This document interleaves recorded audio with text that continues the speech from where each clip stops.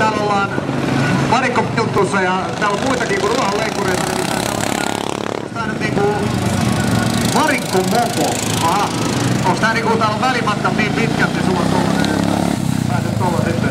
Joo, kato kuljettaa, niin saa ressata yhtään, että täytyy niinku matkaan rinnasta. Kyllä te kisoissa.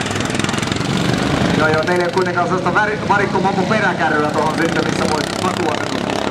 On se tuolla, mutta se nyt ja sellainen tilanne täällä, niin tarvis sitä.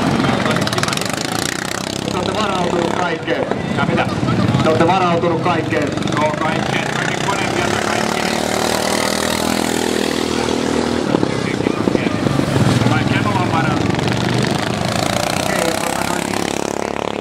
Mikäs tämä teidän tiimi nyt muuten oli nimeltään? Roopihalkoja. Niillä oli pieniä moottoriongelmia tuossa. Mikäs siellä oikein oli? No ihan pienä, sanoin niin venttiilit vähän. Säätöä vaan vaatii. Vakio vaatii aina säätöä. Vakiokoneet vaatii säätöä. Näin oli. Onko tää sitten, mistä tää nimi muuten juotaan juurensa? Että onko se vaan pihapojat, onko täällä niin pihalla vai joku saman pihapojat vai mitä tää menee? No ollaan täällä pihapojat.